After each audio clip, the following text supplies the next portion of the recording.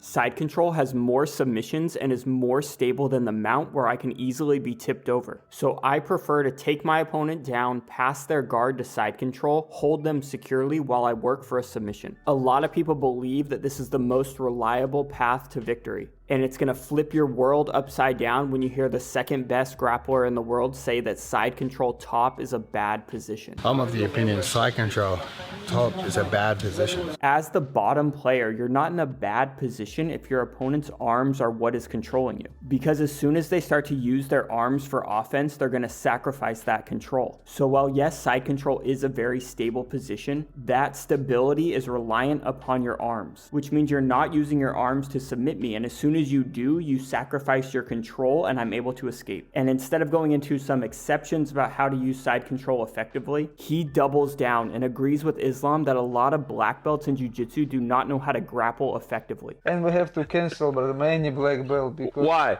They make the jiu-jitsu, look bad. For years, the people who have practiced jiu-jitsu believed that we were the top of the food chain. But now that Craig Jones is expanding his horizons, he is shattering those beliefs and saying things like the reason he and many people are able to get away with pulling guard, and the reason that a lot of people in MMA just stand up, is because in a lot of ways, jiu-jitsu people do not know how to hold someone down effectively. And based on the YouTube videos we've seen and the instructionals Craig has made recently, you can tell that he's putting in a lot of time to learn how to control people effectively. And I'm excited to announce that we put out the signal and BJJ Fanatics answered, and is now offering our viewers 30% off if you use the code MOREINVOLVEDBJJ at checkout. And now back to Craig and his very controversial statements about side control not being a good position because you have to rely on your hands for control. But it's hard to argue when you see someone like Khabib initiate the control with their hands, but then transfer that control to their feet, freeing up their hands to beat your... Now, are there ways to do this from side control? Sure, there are. But a lot of times what this means is using things like knee on belly or half guard to control someone with your legs and attack with your arms. And when you look at things from this perspective, it makes sense that the best people in jiu-jitsu use half guard to pass straight to mount, which is why I've been so obsessed with half guard recently. So before we become the laughing stock of the grappling world, you have to promise me no more cartwheels, because we're going to go over strategies about how to get past annoying frames and hold people down effectively, so they can't just get up or even worse, submit us.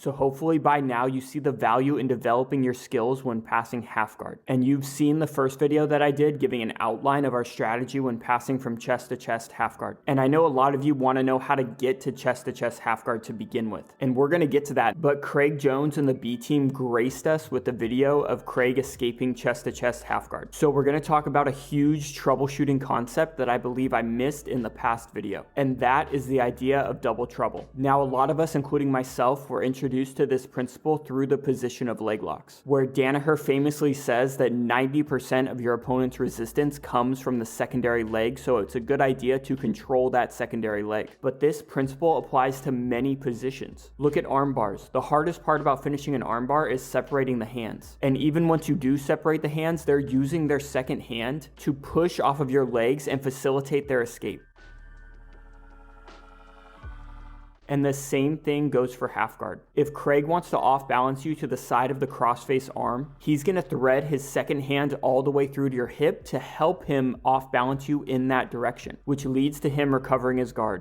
Here you see that secondary arm not reaching for the far hip, but instead scooping underneath the near leg to not only facilitate the off balance, but to also initiate the follow-up attack after. So based on the principle of double trouble and what I've found messing around with this position is that against good people, often it's a good idea to switch your head to the other side and control their secondary arm in some sort of way, whether that be an underhook like we see here, or if the underhook is not available, taking that overhook. But either way, controlling that secondary arm limits the amount of resistance your opponent can give. But on top of that, if we have to pass the side control initially, if we have control over both of their arms, it makes it very difficult for them to prevent the mount. And to be honest, I've tried to avoid passing the side control if I don't have control over their second arm and have the ability to mount immediately. Now let's simplify things a bit. There are two battles happening when we're passing half guard. One is at the upper body where we're fighting for inside position to control the head and shoulders. And the second is happening at the lower body where we're fighting for inside position and trying to pummel in things like butterfly hooks. Now if 90% of your opponent's resistance comes from that second hand and the second hand is addressing your legs, it can often be difficult for you as the top player to win the battle at the lower body and can lead to you losing your position. Now, if their second hand is addressing the lower body battle, it's going to be difficult for us to win it. But it also makes it very easy for us to upgrade our upper body position because there is now a huge space for our head to go to the other side. And now we can start to work to control their second arm. It becomes much easier for us to win the lower body battle. But if their second hand is addressing your upper body, all of a sudden it becomes very difficult for you to switch your head position because their hand is there. But it becomes much easier for you to win the lower body battle and work to free your knee and pass directly to mount. And that is how we use the principle of double trouble to make us a better guard passer.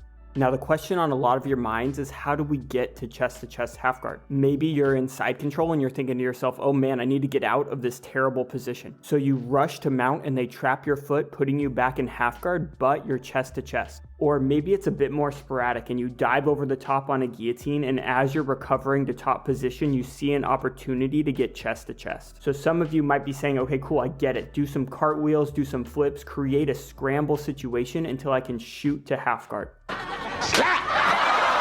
Please don't do that. Try to have a more controlled approach where your takedown leads directly to chest half guard. But a lot of times we're not going to be that lucky. And we're going to have to first control our opponent's hips through kind of a low chest to chest half guard, and then work our way up to control the head and shoulders.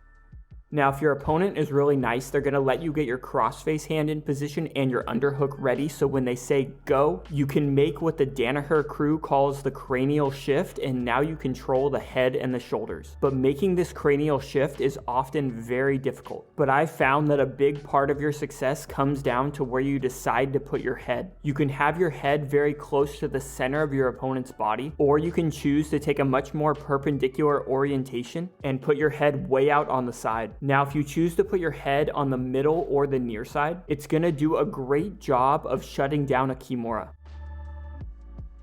But if you decide to put your head more across their body, they're going to have a much easier time sitting up for that Kimura. So if your head is on the center, what you're hoping for is that they reach for this near side underhook and their far hand comes over your head, because your head position makes it very difficult for them to sit up. And at this point, they've basically given you a crossface and an underhook. However, if someone is trying to do the classic hip escape to recover their guard, they're trying to push your head closer to the center because it gives their hip more space to move. So one way to go about solving this problem is to take a tight waist with your other arm and leave your head in the middle. So now when they sit up to try a Kimura, your head stops it, and your tight waist makes it difficult for them to hip escape. But they start to do a good job of getting on their side, so you threaten a guillotine. And as they respect the guillotine, you use that to transition to your crossface. And you've successfully made the cranial shift. But like we talked about previously, if your head is on a good person's chest, they're going to try and force your head more to the near side, which will drastically reduce your tight waist pressure on the far side, giving them the ability to recover their guard and go into counterattacks. So if we're really concerned with the hip escape, oftentimes it's a good idea to bring our head closer to our tight waist elbow to really double down on preventing them from hip escaping, but you also leave yourself vulnerable to them sitting up for the Kimura. But because this is very predictable, I found it to be my favorite way to go about making the cranial shift. And you basically just let them sit up, and then you start to work the dilemma where you try for a crossface. But if they're hiding their chin from the crossface, you go into the half Nelson to flatten them out and make your cranial shift. Just know that when you use this half Nelson, they can throw up a quick buggy choke.